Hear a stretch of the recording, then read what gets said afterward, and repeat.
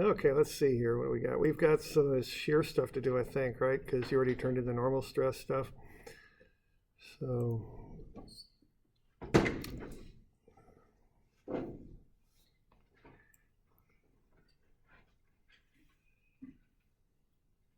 let's look at a shear problem here. We can look at either one. It really doesn't matter. Anybody got a preference on that? 361 or 2?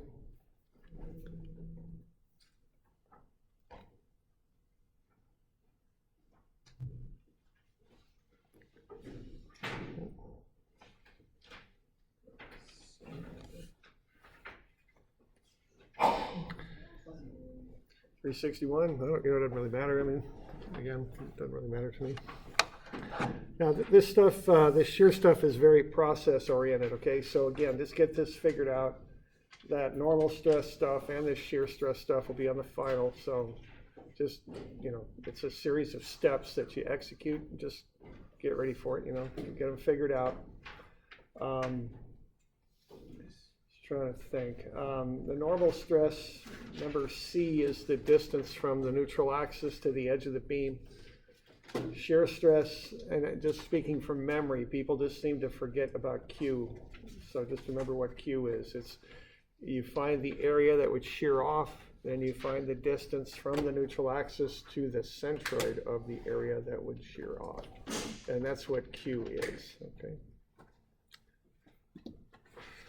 All right, so on this one here, we want to find the maximum shear stress of the beam, and we want to find the shear stress at points B, 1, 2, 3, 4, and 5. So I'm kind of using almost like a coordinate system here. B is how far down the beam we are. We're 2 meters down the beam, and then the 1, 2, and then the 1, 2, 3, 4, 5 are these here on the cross section of the beam. So I'm kind of showing you 2 views of the beam at one time. So the idea is that you're looking at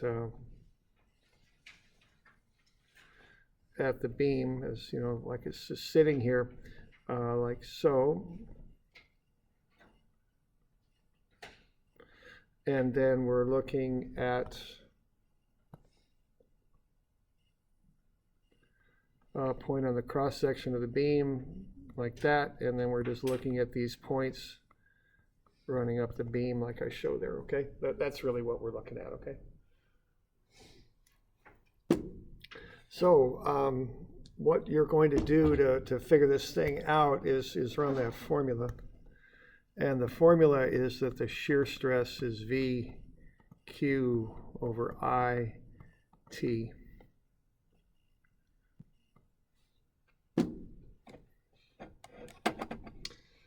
So you just got to find those 4 things and plug them into the formula, okay?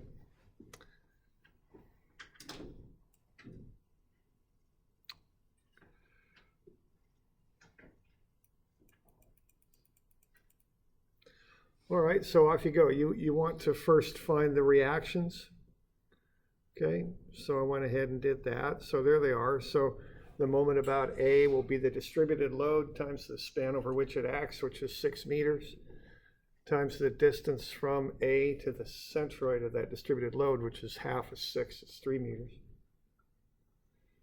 And then also there's the 1200 Newton load at 4 meters out, and then 6 times RC, so RC is 3200.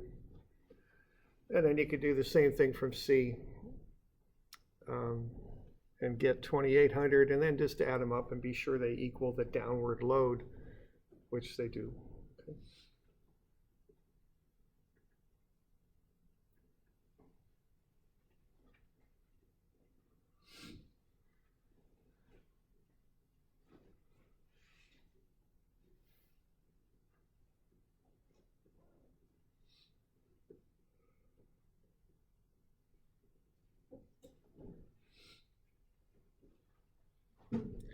So you okay with that? Getting the reactions? And again, I just want to caution you, get the proper reactions when you're doing shear and moment diagrams. Take a little care and be sure you're getting them right. If you bust the reactions, it throws stuff off quite a bit.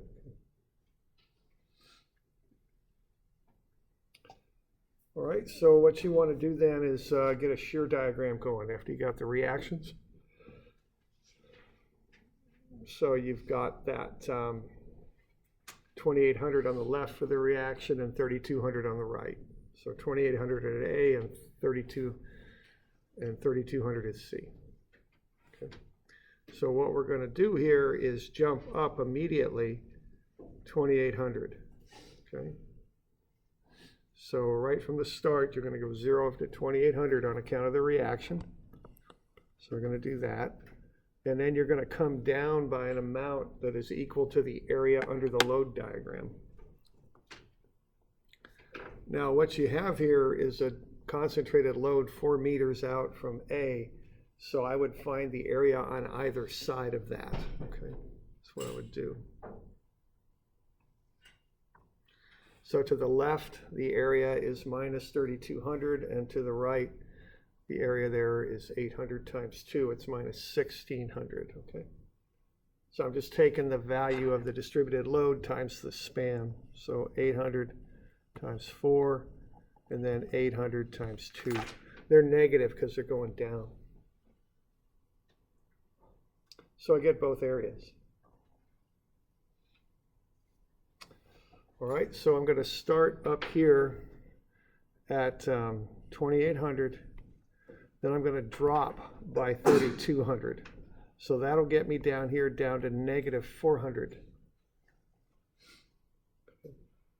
Then I'll drop 1200 more on account of that. Then I'll get down to negative 1600. Then I'll drop another 1600 down to negative 3200. And then that reaction will push me back up. Okay.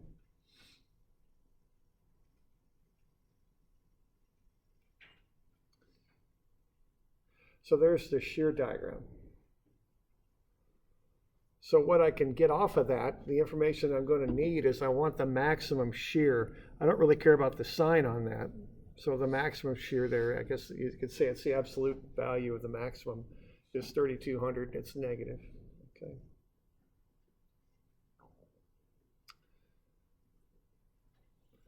And then the other thing that I could do would be to find the shear at B.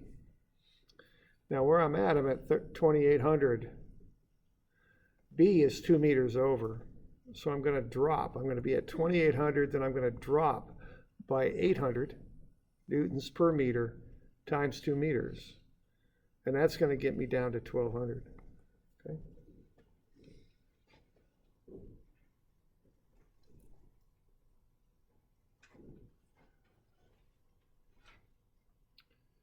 You okay with that?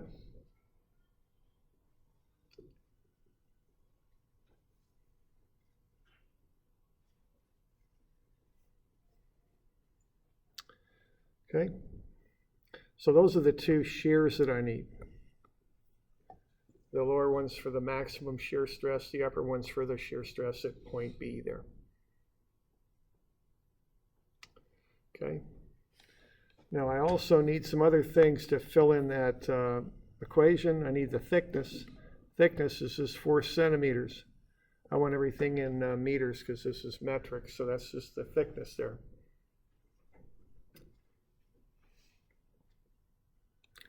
And then I want I, which is just BH cubed over 12. So it's 1.71 times 10 to the minus 6 meters to the 4.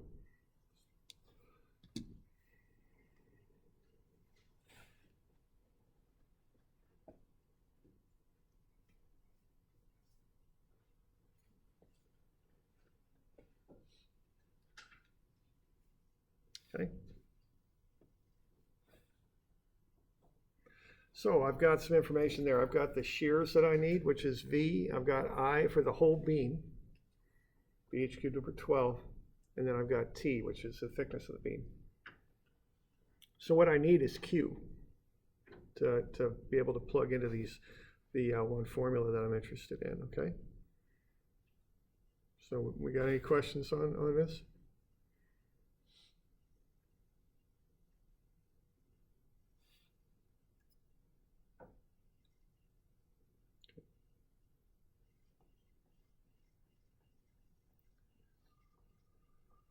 All right, so I got to find a bunch of Q's here.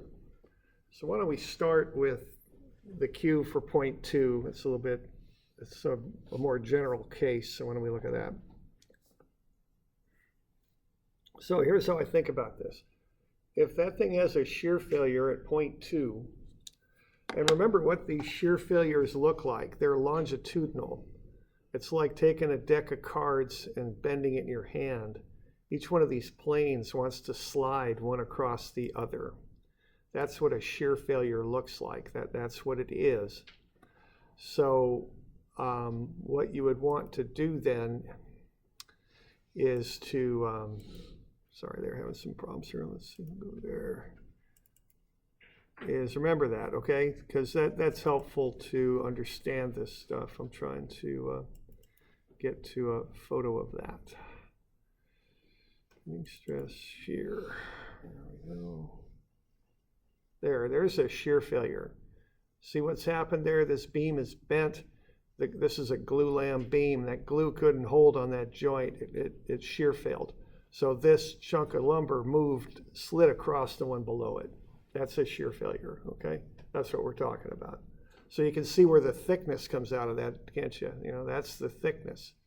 That's the amount of material or whatever it is that holds the beam together, that T, okay? That's T. What we're looking at now is if we have a failure here, what's the area that would shear off? And that's this top area. And how far is it from the neutral axis? Because what causes this phenomena is the bending of the beam. So we're relating this back to the bending stress is really what we're doing. And that's why where a lot of these numbers come from, okay? So we're looking at this area that would shear off plus its distance from the neutral axis, okay?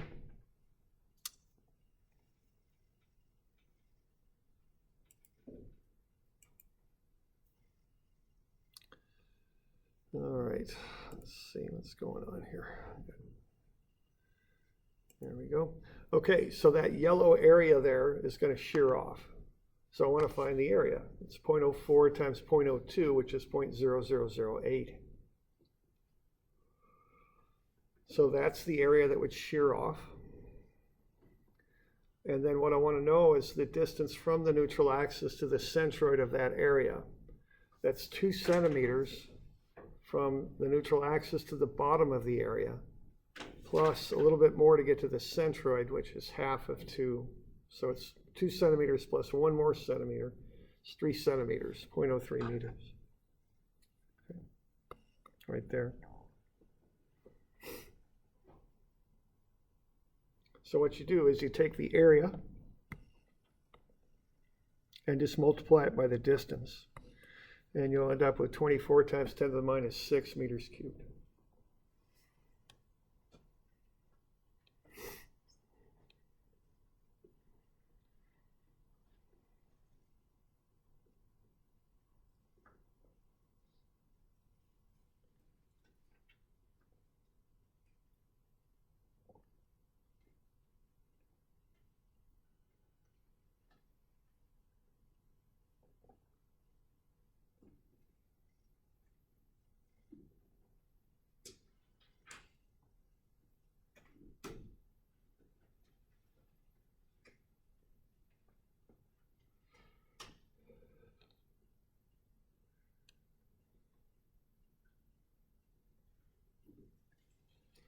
All right, so we take the area that would shear off times the distance from the neutral axis to the centroid of that area.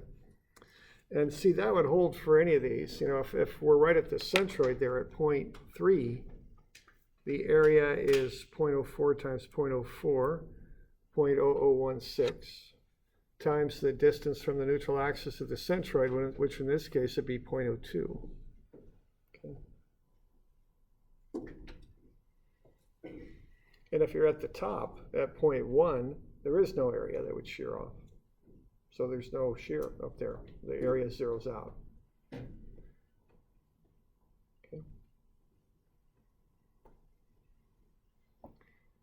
So here you can see that factor of Q gets bigger and bigger, and it's biggest at the centroid.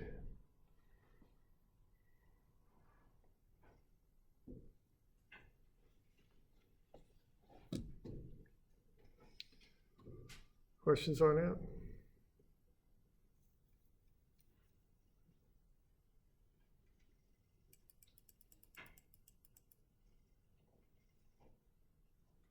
All right, so that's the cues there that we use.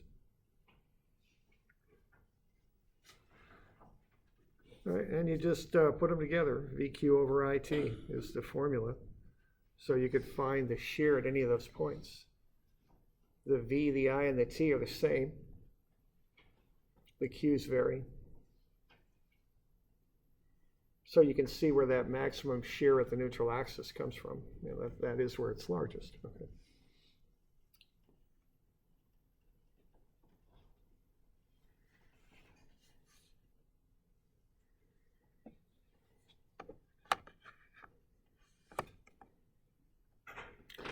You got any questions on it? So when it dips below that neutral axis, does it just become negative then? I don't really bother with the sign on this stuff. So I just treat it like it's an absolute value. Okay. So by the time you're down to 0.4, it's just a mirror image of 0.2. Okay, so it just reflects what it costs there. You don't have to worry about negative. Yeah.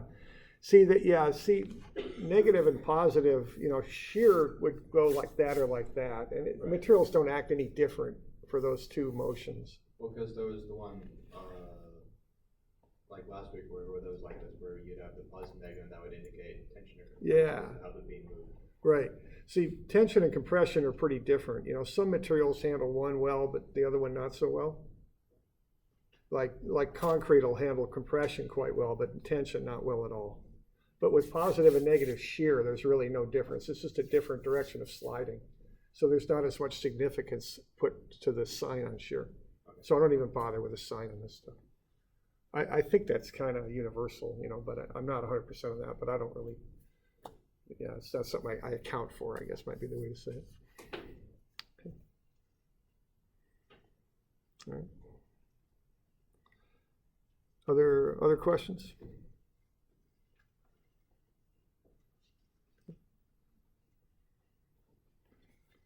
And tau max is just 3 times V over 2A. That's the formula for a rectangular beam. I just think of it as being 3/2 times the average shear. But you are going to use the maximum shear off your shear diagram to find tau max. So it's 3 times 3200 over 2 times 0.04 times 0.08. 1,500,000.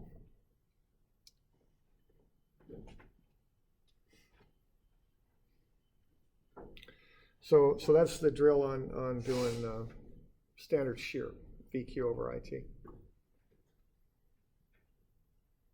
So if you're going to design that beam, here's the value you design it for.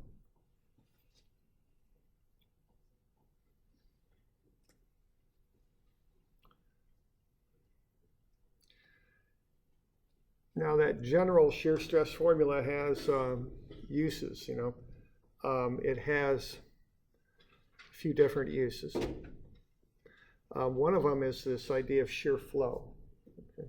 So we'll look at that next. But are we okay with this one? 362 is very much like this. It's just the same sort of process. Okay. All right.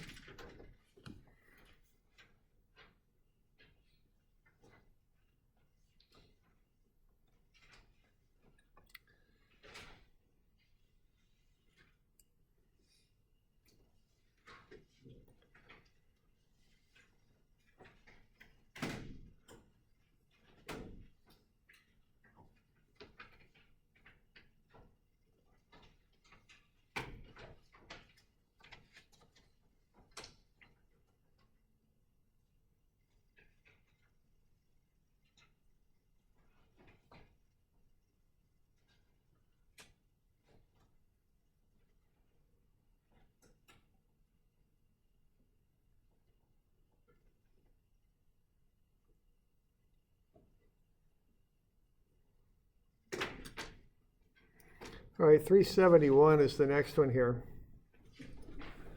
So we want to find the forces caused in the screws by shear. Got a 6 centimeter spacing.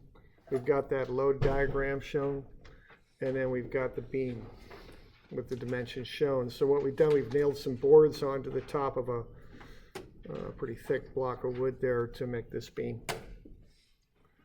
So actually we screwed the boards on, so we want to find the forces that are going to build up in the screw. Okay.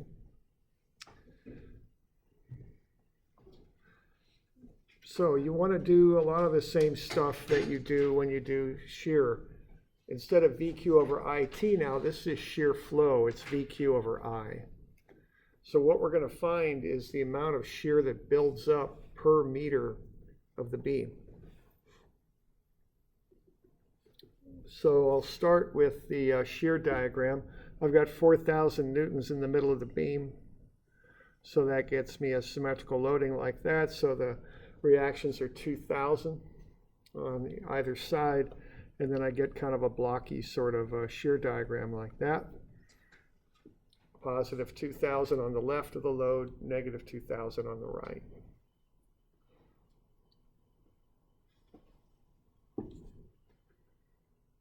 Okay, so I can use that diagram to find V.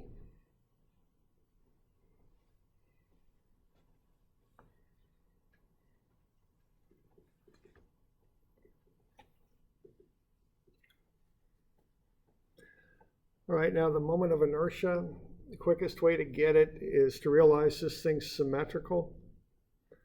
And so what I'm doing there, I'm taking BH cubed over 12 for the entire rectangle.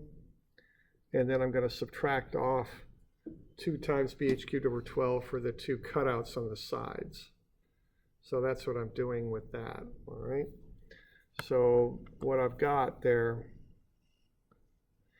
is I've got a big rectangle like that. That's got a base of 24 centimeters and a height of 18 centimeters.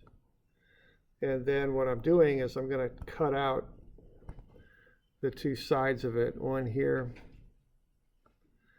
and one there. And the dimensions on those are 0.12 or 12 centimeters there and 8 centimeters on either side. So I'm cutting those out. Everything is lined up right on the neutral axis. This thing is symmetrical in the y direction, and that allows me to use this approach, okay? If they weren't, if all those centroids didn't line up on the neutral axis, I couldn't use this approach.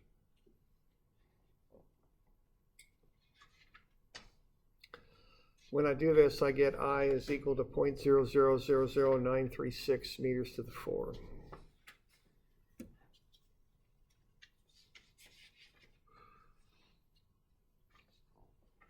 Okay. All right, and then I look at Q. Q is the area that would shear off, which would be either one of those flanges. So that's 24 centimeters by 3 centimeters. So that's 0.0072 meters squared.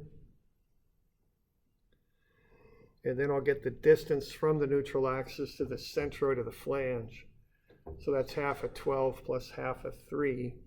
That gets me that distance. So I'm going 6 centimeters up, and then I'm going half of 3, 1.5 more. So that's where that 7.5 comes from.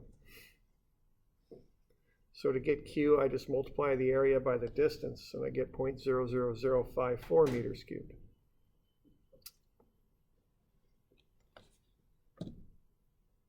Okay. So I got V, which anywhere on the beam I want to look is 2,000 newtons. That's the shear. I got Q, and I got I. I just plug them in, and I'll get the shear flow.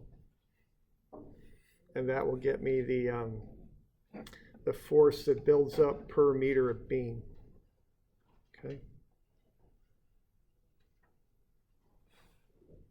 And that comes out to be 11,540 newtons per meter. So that's how much force builds up per meter of beam.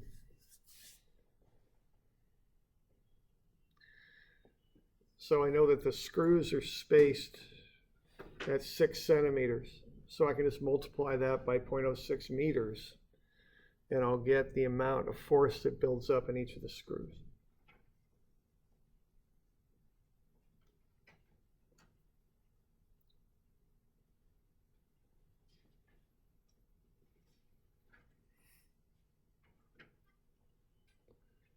All right? So that's how you do shear flow. It's VQ over I. It tells you the amount of force that builds up per meter of length.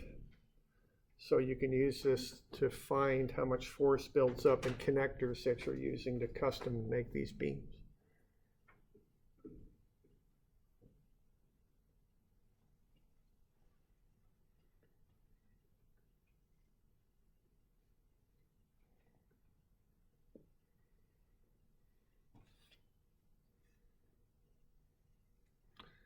You all okay with that? Any questions on that? Okay. All right.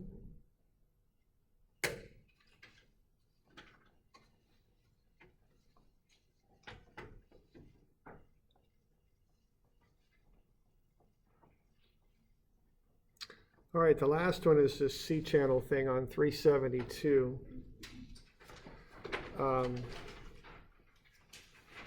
So what we got there is we want to find this shear flow, VQ over I, but this time we want to integrate it to find the total shear force that builds up in the lower flange. Okay. So this one here, you still want to find VQ over I. Q is a function of how far over you're going. Because what you're going to do, you're going to integrate the shear flow over a distance, and that will get you a shear force that builds up in that bottom flange. You have to integrate because the shear varies along the length of it. Okay. So we have that C channel. So what I would do with that is I would integrate it, or excuse me, I'd integrate it. I'd find its moment of inertia. That's part of the formula that I need to use here. So I'm going to consider that C channel to be a rectangle minus that cutout. Notice that that stuff is symmetrical about the y-axis here. I've got the centroid of the whole beam, and then I've got the centroid of the cutout. They're both right on that neutral axis, so I can do this. I don't have to use the transfer axis term. So what I'm doing there, I'm taking 8, which is the base, times the height of 12, and I'll cube the 12 and divide it by 12. Then I'll subtract off the base of 6 and the height of 8, which is the cutout. So I'll subtract off 6 times 8 cubed over 12, and I'll end up with 896. So that's the moment of inertia of the beam. And that's the cross section of the beam, of course.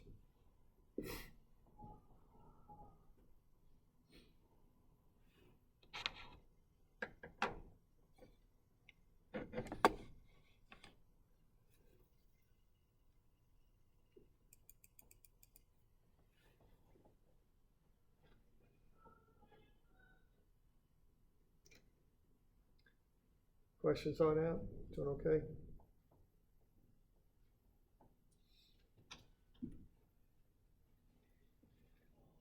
Okay.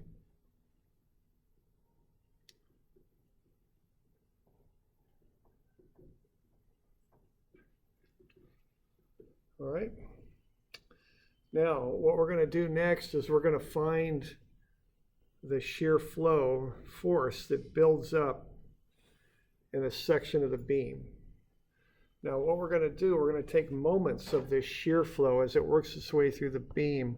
We're going to pick a point to take moments about. You can pick any points you want.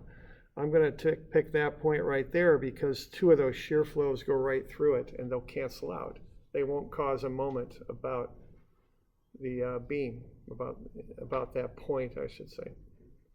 So when I do this, all I have to concern myself with is the shear flow down here in this lower flange, right there. So what I would do is I would start to work my way across a distance of x. Now the thickness of that flange is 2 inches. So as I work my way across, the area there is 2 times x, 2x. That's the area of that flange as I work my way across. So if I want Q then, I'll take 2x, which is the area, okay? That's the area. Then the distance from the neutral axis to the centroid of that area will be 5. Okay, so that distance will be half of 8, which is 4, plus 1 more. So 5 is 8 over 2 plus 2 over 2. It's 4 plus 1 is how I'm getting that. And what that is the distance from the neutral axis down to the centroid of that area as I work my way across it.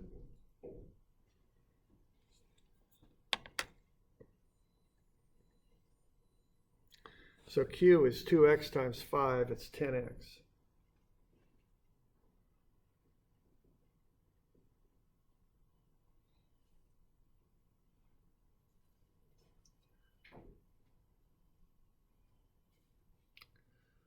Okay.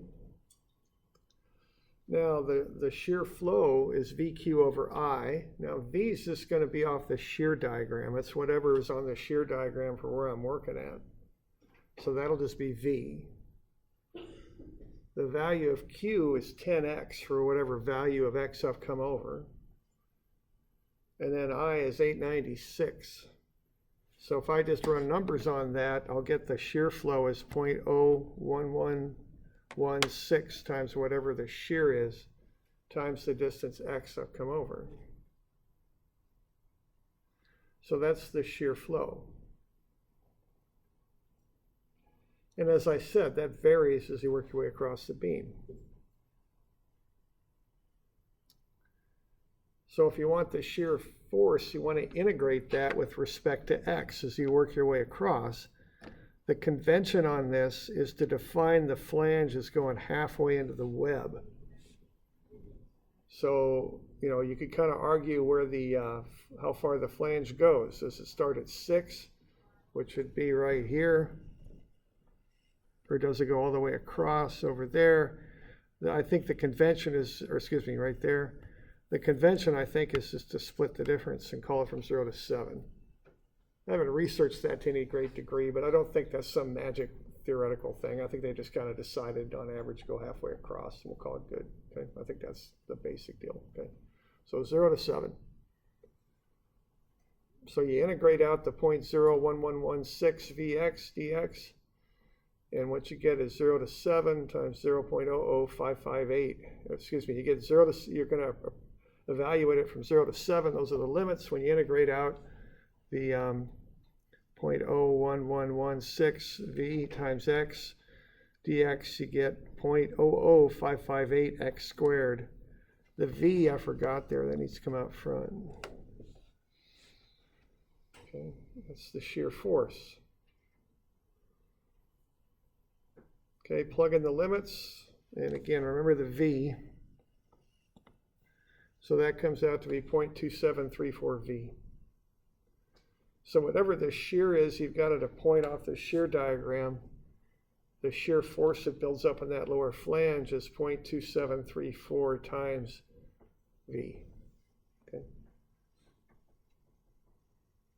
So a little bit more than a quarter of that V is carried by that lower flange.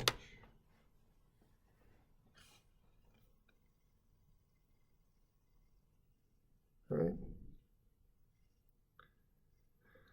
So then to finish this thing off, what you do is you look at how much of a moment arm that has on it. Okay. And the moment arm is 10 inches. Half of 2 plus 8 plus half of 2 more. Okay. So 10 is equal to 2 over 2. Plus 8 plus 2 over 2 more. So the 10 inches is right there. Half of the 2, the 8 in the middle, and then the half of the 2 on the bottom. It's 10. Okay. So that's the moment that shear buildup causes about A. So what you want to do is balance that moment by offsetting the application of the shear load So you put a thing to support the load on this beam to extend it out the other direction. Common way to do that is just to weld a little triangular corner on there where you can place the load. And you're going to want to set that so this moment here, the whatever the shear load is you're applying balances out that moment caused by the shear flow. The offset on that is 0.2734. So if you take the shear load and offset it from A to 0.734 inches, it'll balance out that shear flow tendency to warp the beam.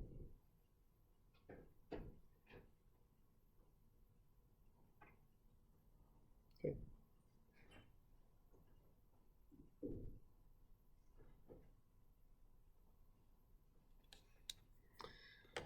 So that's called Shear Center. And you might run into that next year too.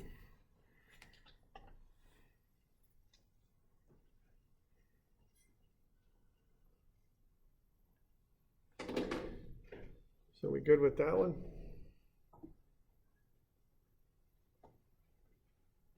Does it have to be placed at the top there, or can it be placed lower down in the beam? Does that change? It can be placed anywhere along that line of action. I guess I usually think of supporting a load at the top, but it wouldn't have to be.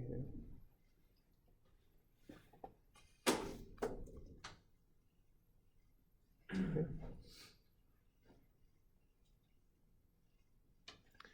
All right.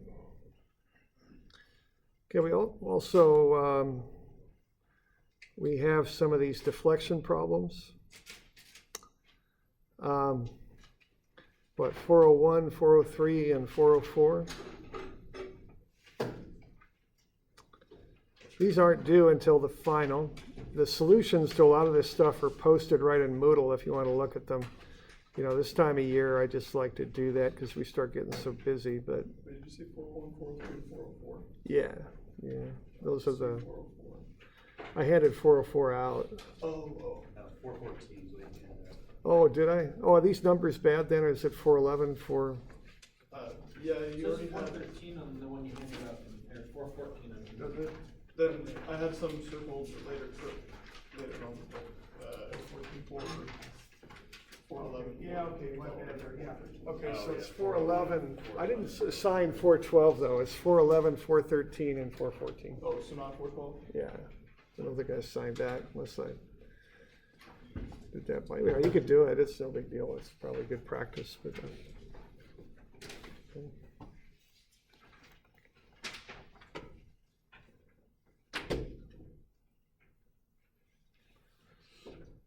Okay, now this is just an exercise in using these tables, which is something that you want to be able to do.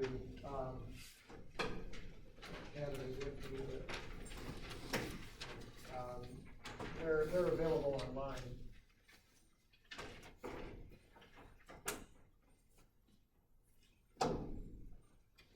So the most basic use of these, which probably is what you do a lot of in industry, is pretty straightforward. I mean, you just find a matching case on the table.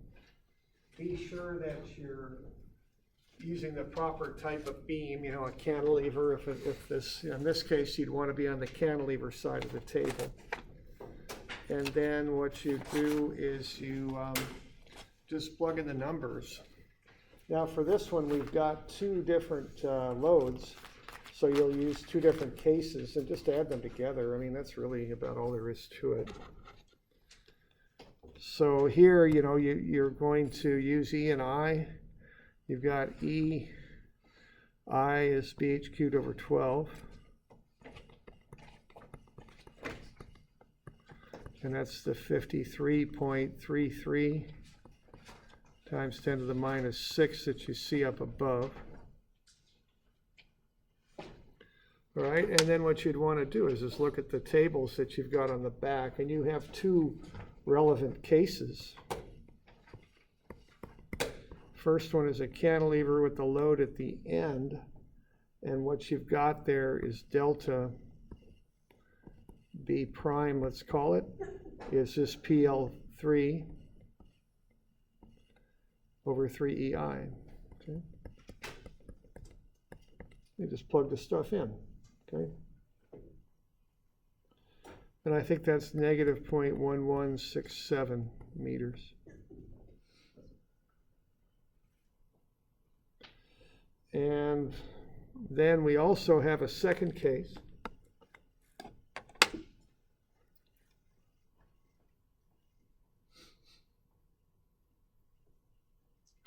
where we have a cantilever with a load not yet to the end. Okay.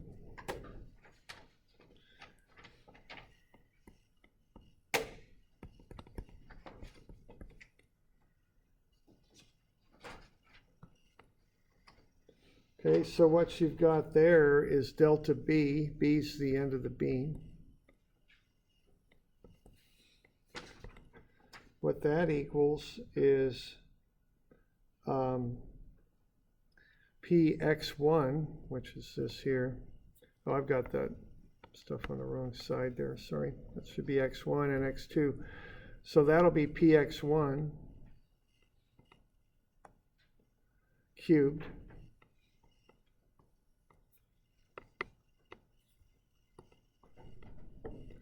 over 3EI. And that accounts for how far this point right here will drop. Instead of the length there that we used in the previous formula, we use the distance from the support out to that point. So that's just Px1 cubed over 3EI. And then you've got a second term that accounts for the slope. And what that is Px1 squared over 2EI. Times the distance it extends beyond the point where the load is applied.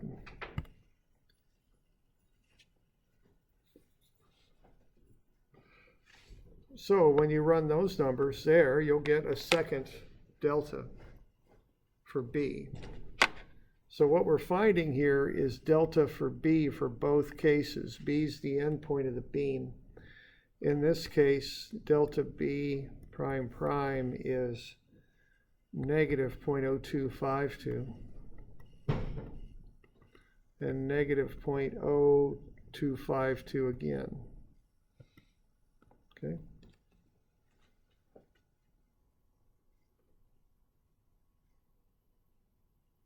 So if you want to find the total deflection of that point at the end of the beam for the case that you're given with the 270,000 Newton loads, you just add everything up. And there's even a fancy word for this. This is called this superposition, I think is the term for it. But it just means add this stuff up. There's no fancy effects going on here. You just take the two separate cases and combine them together is really all it means.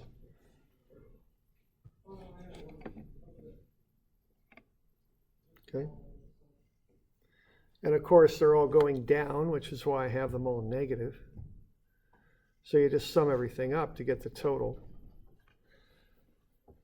So what you've got then is negative 0.1167 minus 0.0252 and minus 0.0252. And when you add everything up, you get negative 0.167 meters for the movement of that point B downwards.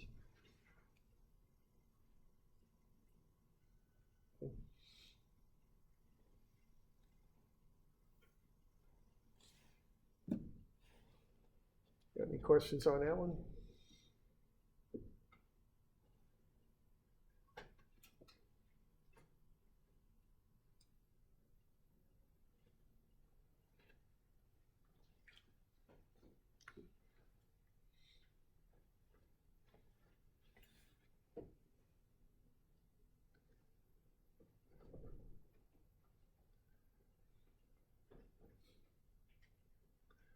All right. So that's one of them. There's a couple more we'll go over.